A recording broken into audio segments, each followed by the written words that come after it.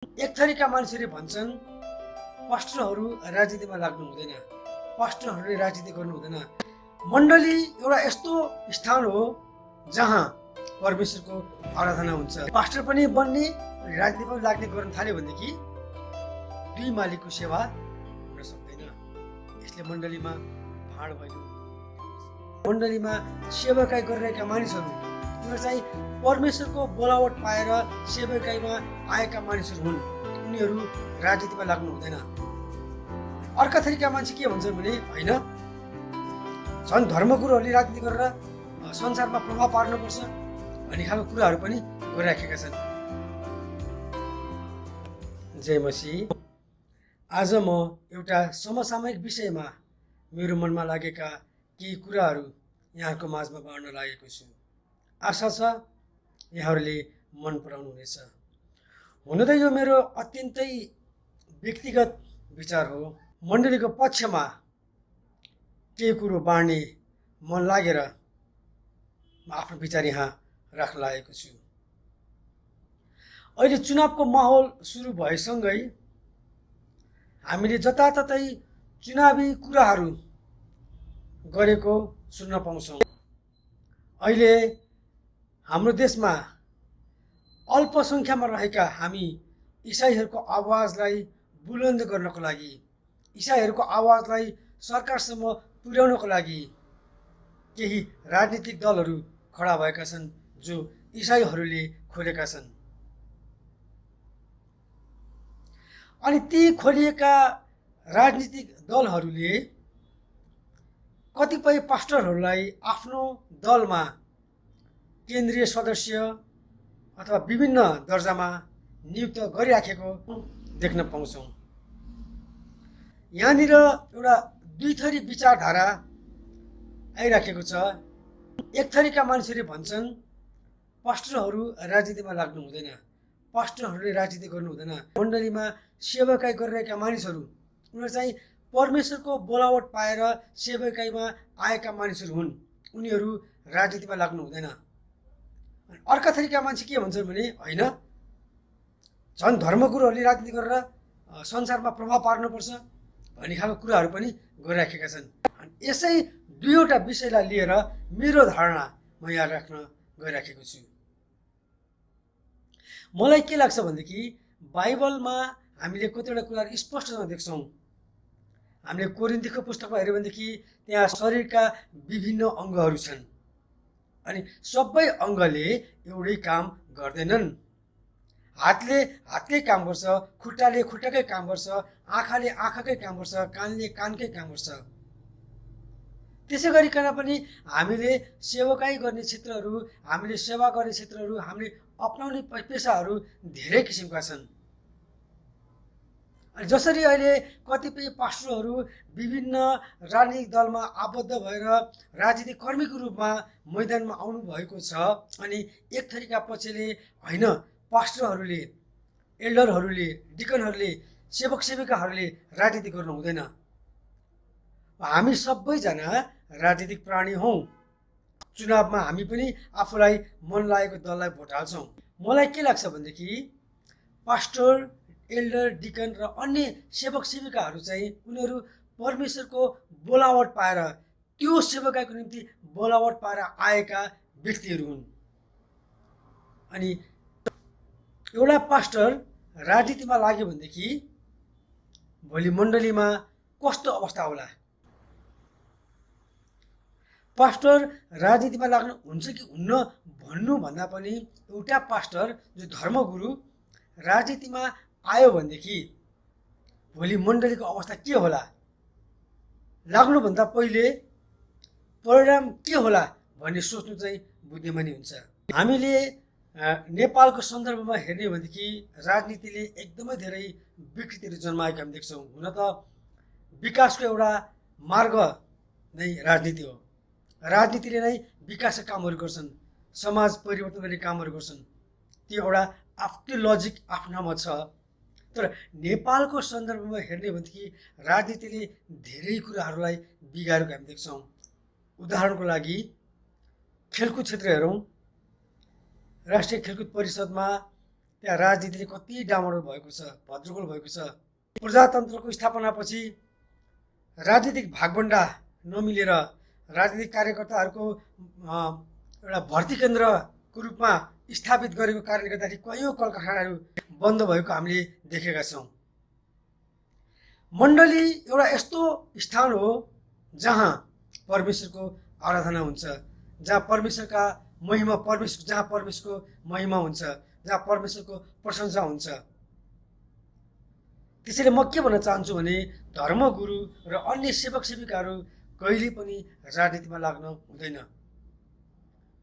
जसरी शरीरको विभिन्न अङ्गहरू छन्, क्रिस्चियनले राजनीति गर्नुहुन्न भन्ने होइन। अब क्रिस्चियनहरू पनि राजनीतिमा आउनुपर्छ।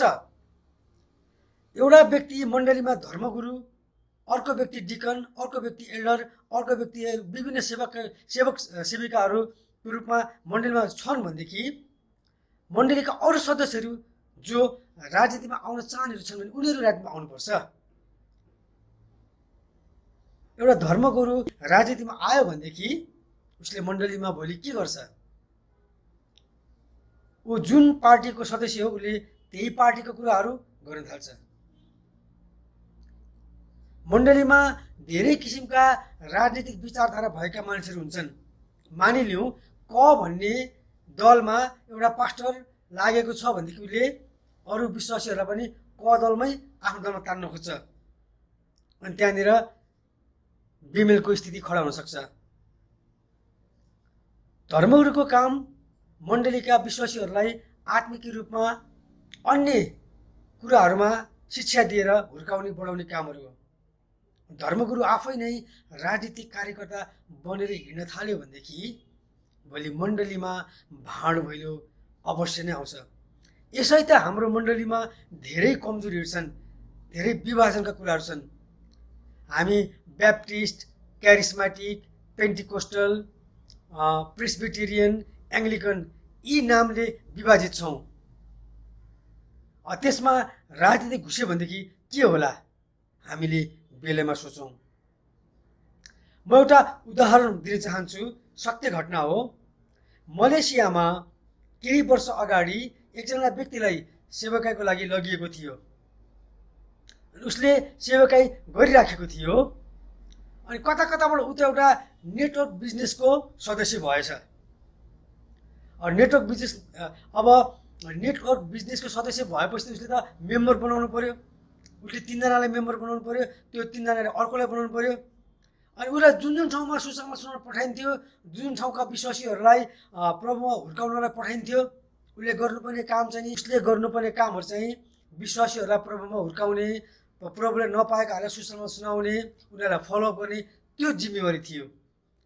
तर ऊ एउटा नेटवर्क बिजनेसको सदस्य भएको नाताले उसले के गर्यो भन्दाखेरि उसले मानिसहरूलाई नेटवर्क बिजनेसको बारेमा सिकाउन थाल्यो। अनि त्यो कुरो थाहा पाएपछि उसलाई त्यो सेवाकाईबाट हटाइयो। यो वास्तविक चित्र हो। भोलि मण्डलीमा यही अवस्था आउन सक्छ। बाइबलबाट परमेश्वरको वचन विश्वासीहरूलाई सिकाउनु पर्ने पास्टरले मण्डलीमा राजनीतिक कुरा सिकाउन थाल्यो भने के गर्ने? होइन, म त त्यस्तो गर्दिनँ भने एकपल्ट नहोला, 2 पल्ट नहोला। कुनै पास्टर कुनै दलको कार्यकर्ता भएको छ भनेदेखि उसलाई उसको पार्टीले पनि दबाब दिन्छ, तेरो मण्डलीबाट यतिजना विश्वासीहरूलाई सदस्य बना, तेरो मण्डलीबाट विश्वासीहरू खै हाम्रो पार्टीमा आएको खै, यस्तो खालको दबाब आउँछ नि उसले के गर्ने? ठिकै छ, एउटा पास्टरलाई राजनीतिमा लाग्ने इच्छा छ भनेदेखि उसले आफ्नो पास्टरी सेवाकाई छोडोस् र राजनीतिमा लागोस्।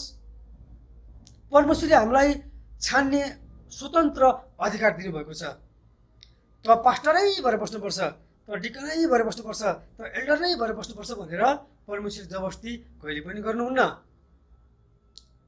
प्रभु, मैले यतिका वर्षसम्म पास्टरी सेवाकाई भएर सेवा गरेँ, अब म राजनीतिमा लागेर म राष्ट्र र समाजको सेवा गरेर तपाईँको महिमा गर्न चाहन्छु भन्ने खालको बोलावट कुनै पास्टरलाई छ भनेदेखि उसले पास्टरी सेवाबाट बिदा लिएर राजनीतिमा जानु राम्रो हुन्छ। तर पास्टर पनि बन्ने अनि राजनीति पनि लाग्ने गर्न थाल्यो भनेदेखि दुई मालिकको सेवा हुन सक्दैन। यसले मण्डलीमा भाँड भैलो ल्याउनेछ। एउटा सर्वमान्य नियम के हो भनेदेखि कुनै व्यक्ति कुनै संस्थाको कर्मचारी छ भनेदेखि ऊ राजनीतिमा लाग्न पाउँदैन। राजनीतिमा लागेको खण्डमा उसलाई त्यो कामबाट हटाइन्छ। यदि त्यो व्यक्ति राजनीतिमा आउन चाहन्छ भने उसले आफ्नो कामबाट राजनीतिमा दिएर जानुपर्ने हुन्छ। कुनै व्यक्ति चुनावमा उठ्न चाहन्छ भनेदेखि उसले आफूले खाएको जागिर पहिला राजीनामा दिनुपर्छ। एउटा कर्मचारी भएर चुनाव लड्न पाइँदैन। यो एउटा सर्वमान्य सामान्य नियम हो। त्यसै गरी कुनै एल्डर, कुनै पास्टर, कुनै डिकन राजनीतिमा आउन चाहनुहुन्छ भनेदेखि उहाँले त्यो सेवाकाई छोडेर आउन सक्नुहुन्छ। त्यो सेवाकालाई पनि एउटा पास्टरले सेवाकाई पनि अँगालेर बस्ने, पास्टर पनि बनेर बस्ने अनि राजनीति गर्ने भन्न त मिल्दैन। खुट्टाले एउटा काम गरिराखेको छ अनि खुट्टाले गरेको काम देखेर हातले ओहो यो काम त म नि गर्छु है भनेर हातले गर्न थाल्यो भनेदेखि त्यो मान्छेको शरीर कुँजो हुन्छ। त्यसैले हामीले याद गर्नुपर्ने कुराहरू यो हो कि हामी इसाईहरू राजनीतिमा आउनुपर्छ। अनि नेपालको राजनीतिमा यति धेरै विकृतिहरू छ, तिनीहरूको माझमा हामी इसाईहरू गएर एउटा प्रभुको साक्षी दिएर राजनीति गर्नुपर्छ।